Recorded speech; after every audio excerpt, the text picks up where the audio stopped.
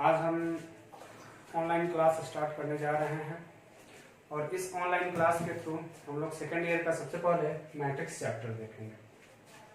सबसे पहले आप लोग हमारे चैनल को सब्सक्राइब करके और बेल बटन को दबा दीजिएगा ताकि आप लोग को जो भी मेरा अपडेट है वो डेली आप लोग को मिलते रहे। तो चलिए हम लोग आज पढ़ेंगे मैट्रिक्स, जो कि सेकेंड ईयर का टॉपिक है। और इस मैट्रिक्स में हम लोग सबसे पहले इसको परिभाषित करेंगे। तो यहाँ हमने कुछ एग्जाम्पल लिखा हुआ है। तो मैट्रिक्स को परिभाषित करते हैं। तो मैट्रिक्स को जब परिभाषित करते हैं तो मैट्रिक्स एक रेक्टेंगुलर अरे होता है। रेक्टेंगुलर अरे का मतलब एक आयताकार बॉक्स जिसमें हम बहुत सारे नंबर्स को सजाकर एक डिफिनिट ऑर्डर के अकॉर्डिंग सजाकर लिखते हैं। और इसको हम लोग हॉरिजॉन्टली यानी क्षैतिज और वर्टिकली यानी ऊर्ध्वाधर तरीके से सजाते हैं। तो जो भी इसमें क्षैतिज रेखा है यानी जो हॉरिजॉन्टल लाइन है, उस हॉरिजॉन्टल लाइन को हम लोग रो कहेंगे। यानी रो का हिंदी होता है पंक्ति।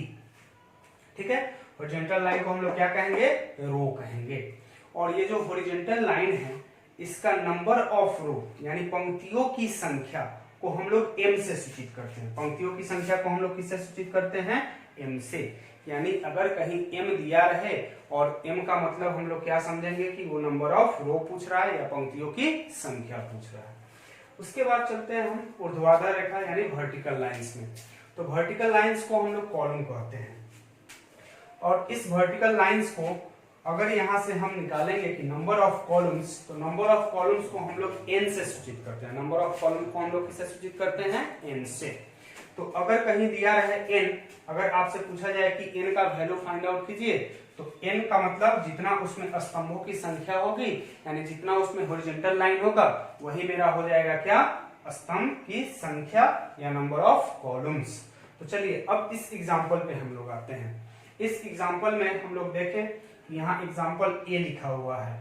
ए लिखने का मतलब क्या हुआ कि हमेशा हम लोग मैट्रिक्स को कैपिटल लेटर से डिनोट करेंगे। कभी भी यहाँ स्मॉल लेटर का यूज हम लोग नहीं करेंगे। अगर यहाँ स्मॉल लेटर का यूज करते हैं तो वो मेरा गलत माना जाएगा। उसके बाद में यहाँ जो भी नंबर्स दिया हुआ है इस नंबर्स को या तो हम लोग बिग ब्रैकेट में, बड़े कोष्ठक में, या तो स्मॉल ब्रैकेट में या छोटे कोष्ठक के अंदर में हम लोग लिखेंगे। और इसके अंदर में जितने भी नंबर्स दिए हुए हैं उस सभी नंबर्स को हम लोग एलिमेंट्स कहेंगे। किसका? मैट्रिक्स का, जिसका हिंदी होता है अवयव का अवयव। ठीक है, अब आइए इसमें देखते हैं कि रो कितना है यानी क्षैतिज रेखा कितना है और ऊर्ध्वाधर रेखा कितना है। तो इसमें जब हम लोग रो निकालेंगे तो यहाँ ये पहला रो यानी R1 और ये दूसरा रो यानी R2। ठीक है, यानी कहने का मतलब जो नंबर ऑफ रो होगा यानी पंक्तियों की संख्या वो m बराबर 2 हो जाएगा।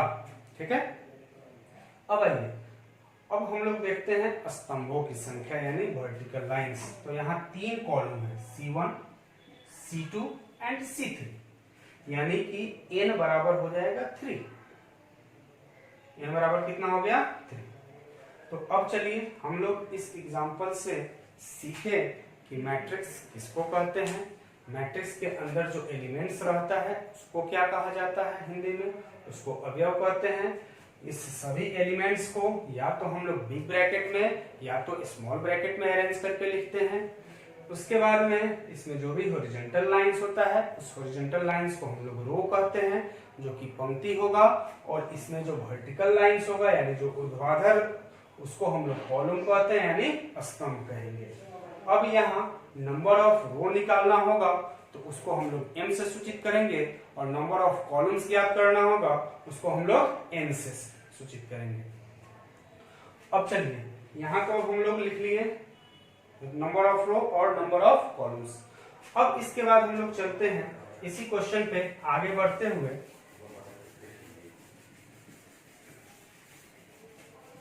दो टाइप का हम लोग इसमें क्वेश्चन सीखे कि नंबर ऑफ रो क्या होगा और नंबर ऑफ कॉलम्स क्या होगा। अब तीसरा टाइप का क्वेश्चन इसी एग्जांपल से ऑर्डर ऑफ मैट्रिक्स यानी ऑर्डर ऑफ मैट्रिक्स जिसका हिंदी होता है अवयव का कोटि। इसका हिंदी हो जाएगा अवयव का कोटि। अब हमको इस मैट्रिक्स का ऑर्डर ज्ञात करना है यानी ऑर्डर लिखना है। तो अब इस मैट्रिक्स का ऑर्डर हम लोग कैसे लिखेंगे, तो इसका ऑर्डर लिखने के लिए m क्रॉस n लिखते हैं। कहीं कहीं कोई टीचर इसको m क्रॉस n भी पढ़ेंगे, कोई इसको m बाई n पढ़ेंगे। तो m हम लोग सीखे हैं, m यानी नंबर ऑफ रो और n नंबर ऑफ कॉलम्स। तो m का वैल्यू मेरे पास 2 आया था और n का वैल्यू 3 आया था, यानी कि हम लोग इस मैट्रिक्स का ऑर्डर लिख सकते हैं 2 क्रॉस 3 या 2 बाई 3। चलिए चौथा टाइप का क्वेश्चन, यानी total number of elements. Same एक ही एग्जांपल से हमको 4 क्वेश्चन दिया रहेगा। तो टोटल नंबर ऑफ एलिमेंट्स यानी अवयवों की कुल संख्या क्या होगा। तो अवयवों की कुल संख्या ज्ञात करने के लिए या तो आप काउंट कर सकते हैं जब आपको एग्जांपल दिया हुआ रहे तब, या जितना नंबर ऑफ रो है और जितना नंबर ऑफ कॉलम है उसको आप मल्टीप्लाई करके डायरेक्ट भी लिख सकते हैं। यानी इस मैट्रिक्स में जो टोटल नंबर ऑफ एलिमेंट्स है वो टोटल नंबर ऑफ एलिमेंट्स 6 है। ठीक है, तो यहां से हम लोग 4 टाइप का क्वेश्चन सीखे।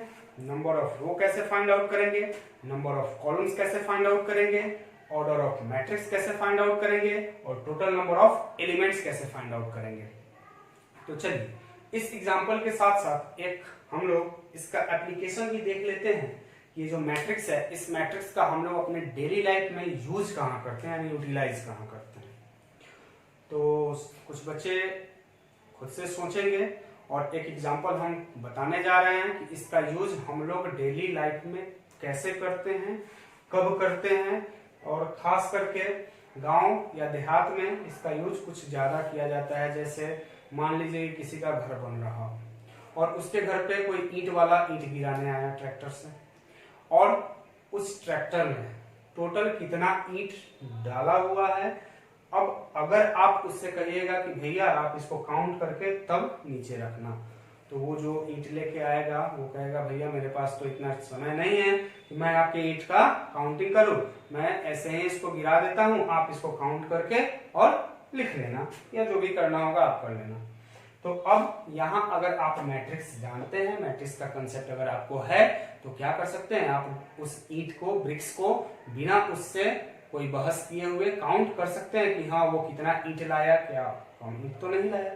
तो काउंट कैसे कीजिएगा, तो उसके लिए करेंगे क्या कि एक उसका जो नीचे वाला जो लाइन है, जिसको हम लोग क्षैतिज रेखा कहेंगे या हॉरिजॉन्टल जो लाइन होगा, उसको हम काउंट कर लेंगे कि हाँ हॉरिजॉन्टल लाइन में क्षैतिज रेखा में कितना है, यानी एक पंक्ति में कितना ईंट रखा हुआ है। फिर वो उसके ऊपर एक एक करके तह बाई तह रखते जाएगा। तो अब जो भी उसके ऊपर जो वो रखते जा रहा है उसको काउंट कर लेंगे, जिसको हम लोग ऊर्ध्वाधर कहेंगे या उसको कॉलम कहेंगे, या ये भी कर सकते हैं कि उसमें जितना स्तंभ बन रहा हो सिर्फ और सिर्फ एक स्तंभ को हम लोग काउंट करेंगे।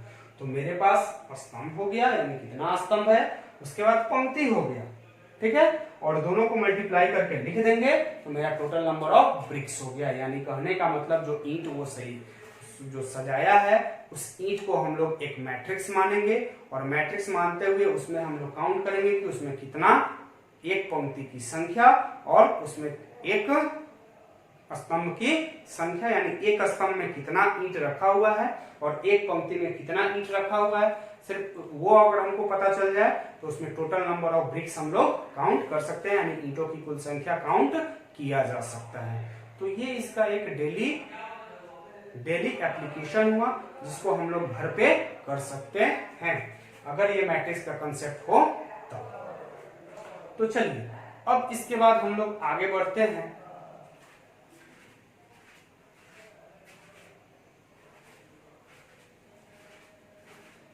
और जो जो चीज हम लोग पढ़े हैं उसको एक बार समराइज कर लेते हैं, यानी उसको फॉर्मूले से हम लोग देख लेते हैं और आप लोग इसको नोट भी करते चलिएगा। तो आशा करते हैं कि आप लोग इसको नोट कर लिए हों। तो चलिए अब हम आगे बढ़ते हैं और जितना चीज अभी सीखे हैं उसको एक फॉर्मूला के माध्यम से हम लिख देते हैं ताकि आप लोग बाद में उसको नोट कर लेंगे। यानी हम लोग पढ़े number of row, number of row को हम लोग m से डिनोट करते हैं। उसके बाद पढ़े नंबर ऑफ कॉलम, इसको हम लोग n से डिनोट करते हैं। उसके बाद पढ़े order of matrix, order of matrix. उसको हम लोग डिनोट करते हैं m क्रॉस n से। उसके बाद हम लोग पढ़े total number of elements, mn। इस सबका हिंदी हमने पहले ही लिख चुका है, जिसको आप लोग अपने वीडियो में देख सकते हैं अगर किसी को इंग्लिश में प्रॉब्लम हो तो। उसके बाद दो तीन चीज और हम लोग नोट किए थे कि मैट्रिक्स ऑलवेज डिनोट करते हैं, matrix can be always denoted by capital letter, यानी मैट्रिक्स को हम लोग हमेशा किससे डिनोट करेंगे, कैपिटल लेटर से। कभी भी हम लोग स्मॉल लेटर से भूल के भी अगर मैट्रिक्स का एग्जांपल लिखना हो तो कभी भी स्मॉल लेटर से हम लोग मैट्रिक्स को डिनोट नहीं करेंगे, हमेशा हम लोग मैट्रिक्स को कैपिटल लेटर से ही डिनोट करेंगे। उसके बाद में है मैट्रिक्स का जो प्लुरल होता है, plural of matrix is matrices. Matrix का प्लुरल क्या होता है, मैट्रिसेस होता है। तो इस सभी पॉइंट्स को हम लोग नोट कर लेंगे। उसके बाद में चलिए, तो ये 4-5 पॉइंट था जो कि इंपॉर्टेंट था, इसको आप लोग नोट कर लीजिए। उसके बाद हम लोग चलते हैं नेक्स्ट टॉपिक पे, ठीक है। तो अब आप लोग इसको नोट कर लीजिए।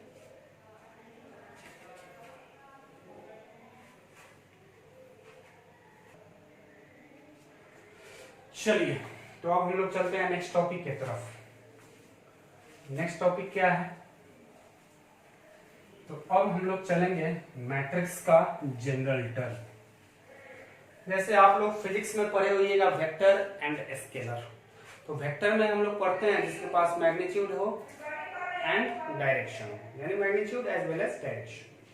तो जो मैट्रिक्स है ना, मैट्रिक्स को हम लोग जब अरेंज करते हैं तो एक डिफिनिट ऑर्डर में अरेंज करते हैं, यानी हम किसी भी ऑर्डर में मैट्रिक्स को अरेंज नहीं करते हैं। जैसे अगर सपोज कीजिए कि यहाँ अगर एग्जांपल दिया रहा है A इज इक्वल टू 1 2 4 5 6, अगर इस तरह अरेंज करके दिया है तो इसमें हम लोग देखते हैं कि मेरे पास दो हॉरिजॉन्टल लाइंस हैं। दैट मीन्स ये फर्स्ट हॉरिजॉन्टल लाइन R1 और ये second horizontal line R2। But जब हम लोग वर्टिकल लाइंस को काउंट करते हैं तो यहाँ C1, यहाँ C2 और ये C3 मेरा है, बट यहाँ का एक एलिमेंट गायब है। क्लियर है, यहाँ कुछ भी एलिमेंट नहीं दिया हुआ है, तो ये अरेंजमेंट मेरा मैट्रिक्स का अरेंजमेंट नहीं होगा। इसको हम एक डिफिनिट ऑर्डर में अरेंज करेंगे, यानी पूरा का पूरा एलिमेंट लिखेंगे। जब हम 3 कॉलम लिख रहे हैं तो तीनों कॉलम में सारा का सारा एलिमेंट लिखेंगे। ऐसा नहीं है कि हम क्या करें कि थर्ड कॉलम में एक एलिमेंट लिखे और दूसरा एलिमेंट को वैकेंट छोड़ दे, ऐसा नहीं होगा। तो यानी कहने का मतलब मैट्रिक्स एक डिफिनिट ऑर्डर में अरेंज किया हुआ एलिमेंट्स का क्या है, समूह है, अरे है, ठीक है। तो मैट्रिक्स भी एक तरह से वेक्टर का एग्जांपल है। हम लोग आगे पढ़ेंगे types of vector, types of matrices, वहां हम लोग क्या कर सकते हैं, इसके टाइप्स में हम लोग मैट्रिक्स की जगह वेक्टर भी यूज कर सकते हैं। दैट मीन्स कि matrix is a example of vector. Clear, तो चलिए अब हम लोग आगे बढ़ते हैं। जब मैट्रिक्स एग्जांपल है वेक्टर का तो इसमें मैग्नीट्यूड के साथ साथ डायरेक्शन भी होगा, यानी कहने का मतलब जो भी इसमें एलिमेंट्स दिया हुआ है उसका एक स्पेशल पोजीशन होगा। तो सबसे पहले हम उसके पोजीशन को समझते हैं। तो पोजीशन को समझने के लिए मान लीजिए यहाँ ए हो गया, यानी जो मैट्रिक्स को डिनोट किया गया है ए। तो अगर इस पोजीशन वाले एलिमेंट्स को लिखते हैं, सबसे पहले यहाँ पे ध्यान देंगे, अगर इसको हम लोग समझ जाते हैं तो इसके आगे जो जो एलिमेंट्स हम लिखेंगे उसको हम लोग इजी वे में क्या कर सकते हैं, समझ सकते हैं।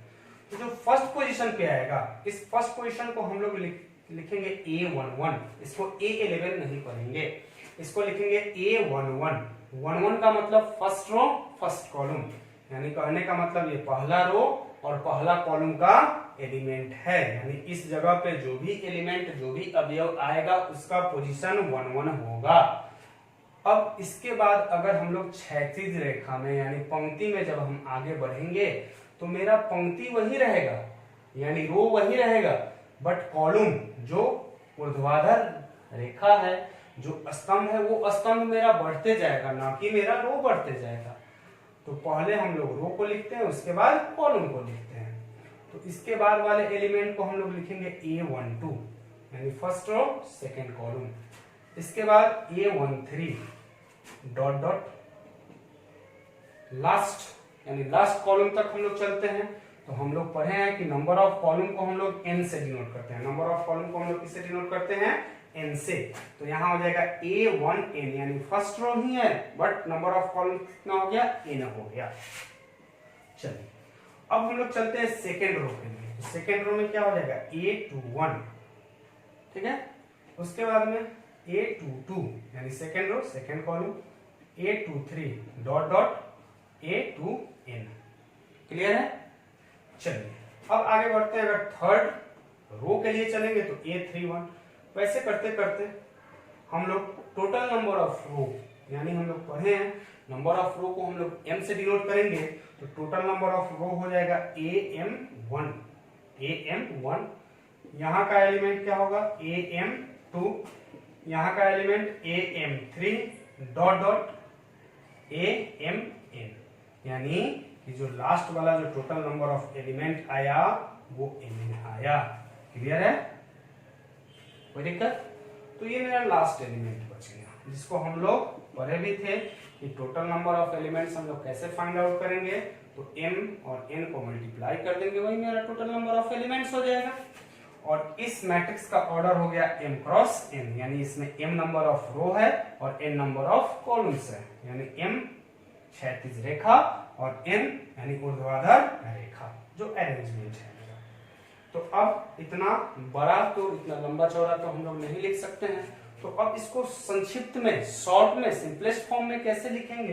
तो इसको सिंपलेस्ट फॉर्म में लिखने के लिए हम लोग एक जनरल टर्म लेते हैं। जैसे हम लोग सीक्वेंस एंड सीरीज में जनरल टर्म पढ़े हुए थे स्टार्टिंग में, जिसको हम लोग an से डिनोट किए थे, उसी तरह इसको भी हम लोग क्या करेंगे? एक जनरल टर्म से डिनोट करेंगे और वो हो जाएगा aij, जिसका ऑर्डर होगा m क्रॉस n। अब यहाँ दो टर्म हमको मिला i एंड j। तो i एंड j क्या होगा? तो चलिए इसको थोड़ा सा देख लेते हैं कि i where i is equal to ith element of row, यानी रो का आईवा एलिमेंट। आईवा का मतलब पहला, दूसरा, तीसरा, कुछ भी हो सकता है। यानी i यहाँ एज ए आर्बिट्ररी कांस्टेंट की तरह यूज करेगा, यानी स्वच्छ चर है, अपने इच्छा से ये चर है। ठीक है, ये चर है नहीं, ये अपने इच्छा से चर है। इसको हम लोग आगे फर्दर क्लास में पढ़ेंगे कि आर्बिट्ररी कांस्टेंट क्या होता है और कांस्टेंट क्या होता है। यानी दो टाइप का कांस्टेंट होता है, कांस्टेंट, सिंपली कांस्टेंट, और दूसरा आर्बिट्ररी कांस्टेंट। कांस्टेंट को हम लोग हिंदी में अचर कहते हैं और आर्बिट्ररी कांस्टेंट को हम लोग स्वेच्छ अचर कहते हैं, जो अपने इच्छा से अचर है, यानी उसका भी वैल्यू चेंज होगा बट वो है चर ही। उसके बाद में जे को हम लोग कहेंगे jth एलिमेंट ऑफ कॉलम, यानी कॉलम का जेवा एलिमेंट। तो ये मेरा रहा कौन सा टर्म? जनरल टर्म, जो कि मैट्रिक्स को डिनोट करेगा। तो इसको आप लोग नोट कर लीजिए।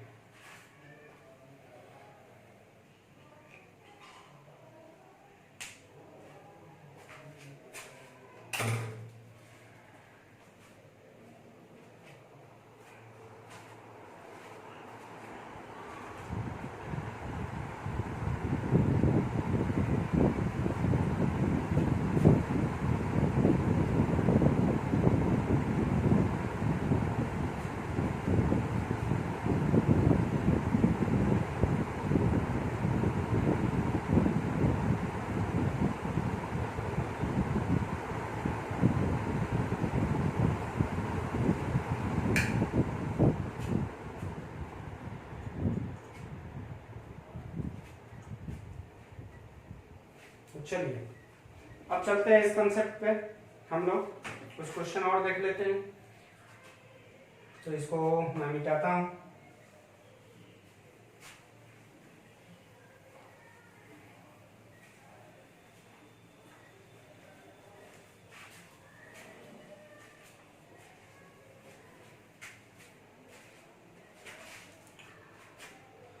चलिए एक एग्जांपल हम लोग लेते हैं। a is equal to 1 4 3 minus 2 5 root 3 7/2 9 minus 4/3। अब इसमें हम लोग क्वेश्चन देखते चलते हैं। क्या क्या क्वेश्चन हम लोग इसमें सॉल्व कर सकते हैं। फर्स्ट में m, सेकंड में n, थर्ड में ऑर्डर, फोर्थ में total number of elements, fifth में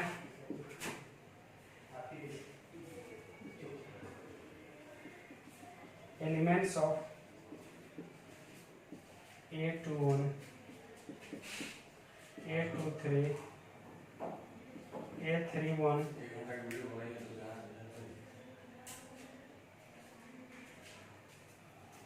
A32, A13, ये सभी हमको ज्ञात करना है।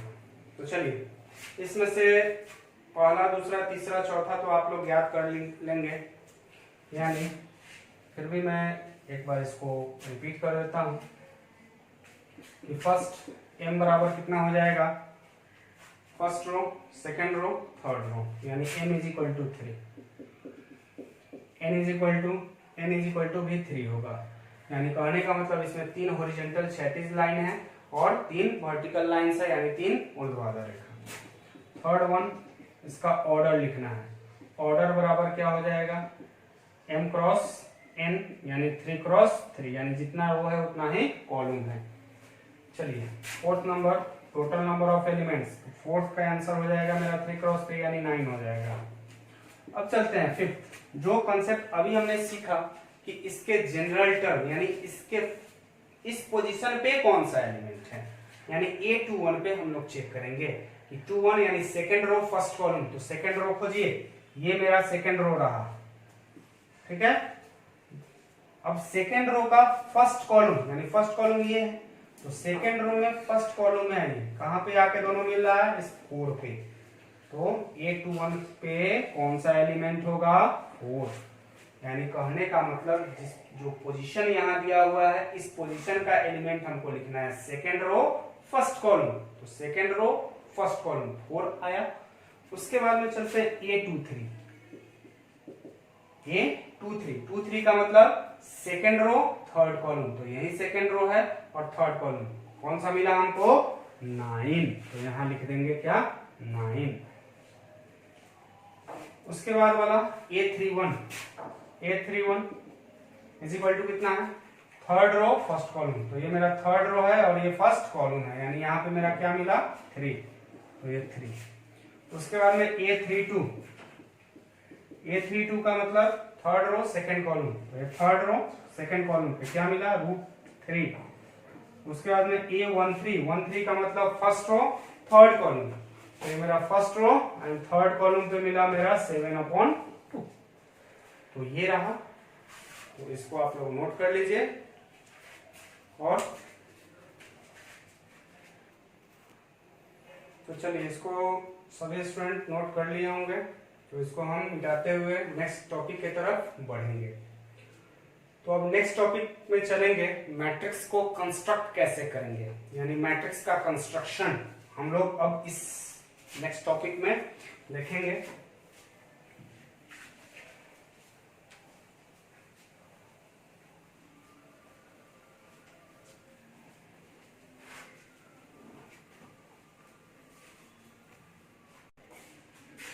चलिए क्वेश्चन यहां लिखते हैं, construct 2x3 matrix whose Aij is equal to I plus j का होल स्क्वायर। अब हमको मैट्रिक्स स्टार्ट करना है इस जनरल टर्म के साथ। तो सबसे पहले इसके लिए हम लोग क्या करते हैं, एक डमी मैट्रिक्स लेते हैं। क्या लेते हैं, डमी मैट्रिक्स, और उस डमी मैट्रिक्स को हम लोग 2x3 ऑर्डर कर लिखेंगे, यानी 2 रो होना चाहिए और 3 कॉलम होना चाहिए। तो 2 रो के लिए A11, A11, A13, उसके बाद A21, A22, A23। तो देखिए ये जो डमी मैट्रिक्स हमने लिया, इस डमी मैट्रिक्स में मेरा 2 रो है, यानी 2 हॉरिजॉन्टल लाइन है, और 3 वर्टिकल लाइन है, यानी 3 स्तंभ है और 2 पंक्ति है। तो यहां लिख देते हैं हम 2x3। अब आगे बढ़िए। अब अब हम ज्ञात करेंगे यहाँ इसके अंदर जो जो ये दिया हुआ है A11, A12, A13, A21, A22 and A23, इसको ज्ञात करके और जो जहां पे है उसको वहीं पे लिख देंगे तो मेरा मैट्रिक्स का कंस्ट्रक्शन हो जाएगा, यानी मैट्रिक्स तैयार हो जाएगा। तो अब चलिए हम लोग मैट्रिक्स बनाते हैं। तो A11 सबसे पहले निकालेंगे, तो उसके लिए Aij मेरा दिया हुआ है I प्लस जे का होल स्क्वायर। तो अब I प्लस जे का होल स्क्वायर, तो A11 ज्ञात करेंगे। 11 का मतलब I का वैल्यू 1 और J का वैल्यू 1। तो I का वैल्यू 1, J का वैल्यू 1 जब रखेंगे तो 1 प्लस 1 का होल स्क्वायर, यानी 1 प्लस 1 क्या हो जाएगा 2, यानी 2 का होल स्क्वायर हो जाएगा मेरा कितना 4, यानी A11 हो गया मेरा कितना 4। अब ज्ञात करेंगे A12। A12 का मतलब I का वैल्यू 1, J का वैल्यू 2, तो 1 प्लस 2 का होल स्क्वायर यानी 3, 3 का होल स्क्वायर 9। उसके बाद A13 का मतलब I का वैल्यू 1, J का वैल्यू 3, तो 1 प्लस 3 का होल स्क्वायर यानी 4, 4 का होल स्क्वायर कितना हो जाएगा 16। तो चलिए, यानी पहला ये फर्स्ट रो का हमारा तीनों का तीनों एलिमेंट्स निकल गया। अब निकालेंगे A21 यानी 2, I का वैल्यू, J का वैल्यू 1, तो 2 प्लस 1 का होल स्क्वायर यानी 3, 3 का होल स्क्वायर 9। फिर A22 यानी I का वैल्यू 2, J का वैल्यू 2, तो 2 प्लस 2 का होल स्क्वायर यानी 4, 4 का स्क्वायर 16। A23 का मतलब I का वैल्यू 2 एंड J का वैल्यू 3, तो 2 प्लस 3 का होल स्क्वायर यानी कि 5, 5 का होल स्क्वायर कितना होगा 25। ठीक है, तो मेरा सारा का सारा डाटा रेडी हो गया। जितना भी एलिमेंट्स था वो सारा का सारा एलिमेंट्स हमने ज्ञात कर लिया। अब करना क्या है कि जो डमी मैट्रिक्स हम लोग लिए हुए थे, तो उस डमी मैट्रिक्स में हम लोग सभी का वैल्यू रख देंगे। तो सभी का वैल्यू रखने पर मेरा मैट्रिक्स यहाँ तैयार हो गया, यानी A इज इक्वल टू क्या हो जाएगा, A11 की जगह कितना है 4 है, A12 की जगह 9 है, A13 की जगह 16 है, A21 की जगह फिर से 9 है, A22 की जगह 16 है, A23 की जगह 25 है। तो चलिए यहाँ मेरा मैट्रिक्स तैयार है। और ये मैट्रिक्स किस ऑर्डर का, तो 2 क्रॉस 3 का। तो इसको आप लोग नोट कर लीजिए, और जिनको भी जहां जो भी प्रॉब्लम हो वो कृपया कमेंट बॉक्स में। आज हमने 3 क्वेश्चन सीखा, 3 तरीके का क्वेश्चन। एक फर्स्ट टाइप के क्वेश्चन में हमने सीखा कि number of row, number of column, total number of elements. उसके बाद ऑर्डर ऑफ मैट्रिक्स कैसे ज्ञात करेंगे। सेकेंड टाइप के क्वेश्चन में हमने सीखा कि किसी पोजीशन का एलिमेंट्स कैसे ज्ञात किया जाएगा। थर्ड टाइप के क्वेश्चन में हमने सीखा कि मैट्रिक्स का कंस्ट्रक्शन कैसे करेंगे। तो इस 3 टाइप के क्वेश्चन के आधार पे आप लोग का जो होमवर्क है HW वो NCERT 3.1 1 to 5 and RS Agarwal, जो बच्चे RS अग्रवाल बनाना चाहते हैं वो RS अग्रवाल का फर्स्ट 3A चैप्टर टोटल आप लोग सॉल्व कर सकते हैं। तो इसको आप लोग सॉल्व कर लेंगे, और हम लोग नेक्स्ट क्लास में इस 3.1 के टोटल प्रॉब्लम को, यानी 1 से लेकर 5 तक का जो भी प्रॉब्लम होगा उसको हम लोग देखेंगे। और नेक्स्ट वीडियो में हम लोग टाइप्स ऑफ मैट्रिसेस यानी मैट्रिक्स के प्रकार के ऊपर डिस्कस करेंगे। तो ये आप लोग नोट कर लीजिए। और उसके बाद अभी तक जितने बच्चे लोग सब्सक्राइब नहीं किए हों और बेल बटन नहीं दबाए हों वो कृपया सब्सक्राइब कर देंगे, क्योंकि नेक्स्ट टॉपिक हमको जब मैं आप लोग का नेक्स्ट वीडियो बनाऊंगा तो उस समय आपको अपडेट मिलते रहे। चलिए, तो stay home and stay home safe.